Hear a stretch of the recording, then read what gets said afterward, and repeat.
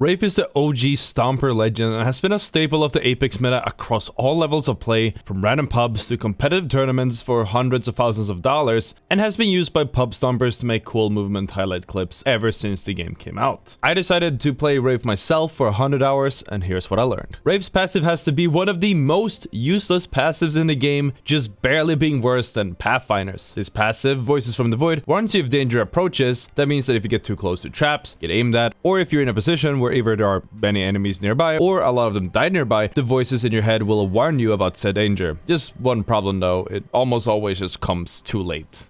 They might be watching you. They should change the name from Voices of the Void to Hindsight of the Void.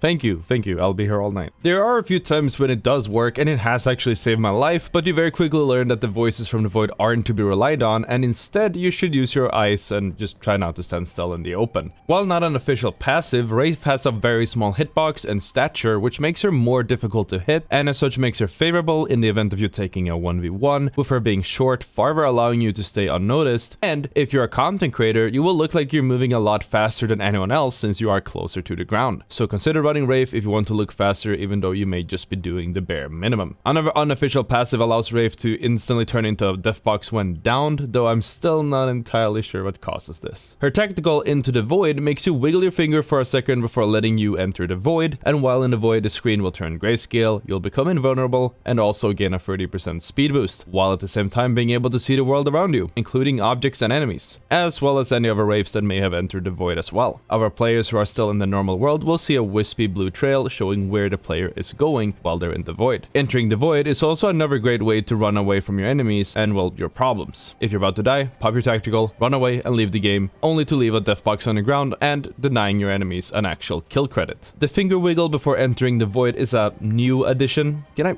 I still say new? It's been over 2 years. Either way, if you're enjoying the video, make sure to wiggle your finger onto the like button. This finger animation, while no longer new, does screw you up a lot. It makes sense to position yourself aggressively and then use your tactical as a get out of jail for free card, but the finger wiggle doesn't let you do anything but make you stare at your enemies before you're dying. As such, make sure to dive behind cover before using it, and if you are forced to use it in the open, bounce around and make yourself as difficult to hit as possible so they don't kill you when you are animation locked. Don't make the mistake of using your tactical and then touching a wall within the wiggle animation, as this will cancel your tactical and most likely get you killed. You could also use this to bait the fact that you're going to use your tactical, though I don't really think it would actually surprise anyone with it. I'm just putting it out there. While in the void, Wraith is unable to interact with some objects in the world, including doors and objects placed by abilities, but you're able to use ziplines. That being said, if you use the zipline while wiggling your finger, your tactical will also get cancelled. If you take damage and then pop your tactical, odds are that the enemies that damage you simply will chase your blue wisp. To stay alive, run to your teammates if possible to catch your enemies screaming too hard, and if you don't have any teammates, try moving around back and forward in, say, a circle, or try other evasive maneuvers such as jumping over a ledge and then turning back. This will throw the aggressor off and might give you enough space to escape. Once you exit the void, there is a brief delay where you cannot perform any other action, and your movement is slowed by 20%. This can be counteracted by performing a wall hop right before exiting the void, which allows you to keep your speed boost and momentum for a little bit longer while avoiding to actually be slowed, as well as making you more difficult to hit if any enemy happens to be aiming in your general direction, and most importantly,